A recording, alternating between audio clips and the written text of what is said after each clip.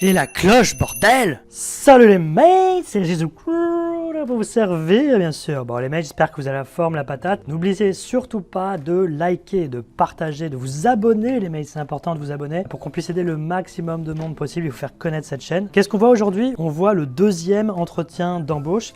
Alors j'avais déjà fait une vidéo à ce sujet, mais en fait il y a tellement de choses à dire qu'on va refaire un petit complément aujourd'hui qui pourra vous être très utile. Alors vous le savez, les process en plusieurs entretiens sont de plus en plus fréquents et pas que pour des postes de manager, tout simplement parce qu'il est très fréquent dans les entreprises de rencontrer d'abord quelqu'un des ressources humaines, puis quelqu'un qui pourra être votre futur manager, votre futur responsable. Allez, c'est parti, on voit 3 conseils pour bien réussir ce deuxième entretien. Premier conseil les mates, il faut avoir conscience que les compteurs sont remis à 0.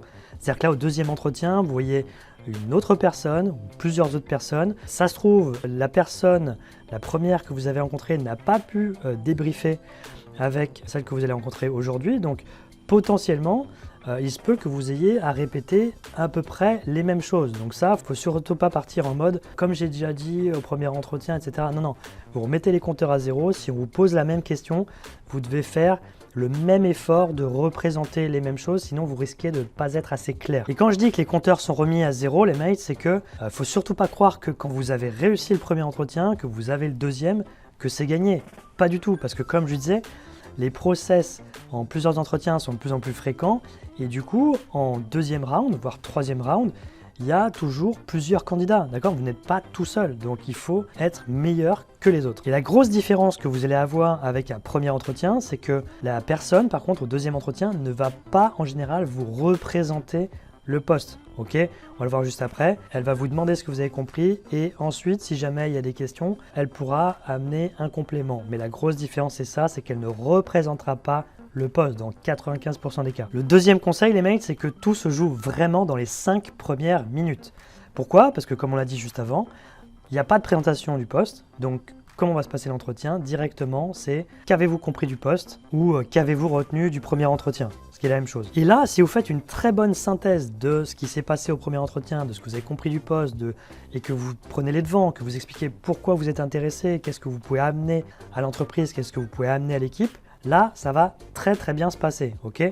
Par contre, si, admettons, on vous demande ce que vous avez compris du poste et que vous êtes brouillon, que votre explication n'est pas carrée, n'est pas claire, qu'il y a des éléments qui manquent, que vous faites ressortir des points mais qui ne sont pas les points les plus importants du poste, et bien là vous vous tirez une balle dans le pied et il va falloir sortir les rames pendant tout l'entretien pour rattraper cette première impression que vous aurez ratée. Donc vous l'aurez compris, le plus important, préparez la question qu'avez-vous compris du poste. Quand vous sortez d'un premier entretien, pour ça vous faites une synthèse de tout ce qui s'est dit pour ne surtout rien oublier, d'accord? Et comme ça vous servira pour le deuxième entretien. Faites bien ça à chaud quand vous sortez du premier entretien, notez tous les points importants et comme ça vous ferez une super impression par la suite. Troisième conseil les mates, il ne faut pas oublier que quand vous êtes en deuxième entretien, si c'est le deuxième ou le troisième, peu importe, quand vous êtes au dernier entretien et que vous êtes avec votre futur manager, votre futur responsable, il y a ce que vous allez dire, mais il y a surtout le courant qui doit passer, d'accord? Le feeling doit exister entre vous deux. Vous allez être dans la même équipe, vous allez vous retrouver à la machine à café, vous allez peut-être partir en déplacement ensemble. Il faut que le courant passe. Donc, il faut être très professionnel dans sa présentation, bien évidemment.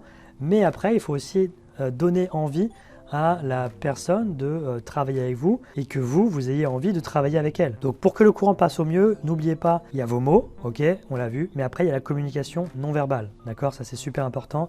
Donc, pensez au sourire, pensez à la gestuelle, pensez à la posture, pensez à toutes ces petites choses qui vont faire que le courant va vraiment passer. Et si ça y est pas, ça risque d'être un autre candidat qui va être pris alors que potentiellement c'est vous qui avez le meilleur dossier, les meilleurs profils, les meilleures compétences. Voilà les mates, le petit complément que je voulais faire pour ce deuxième entretien, c'est super important.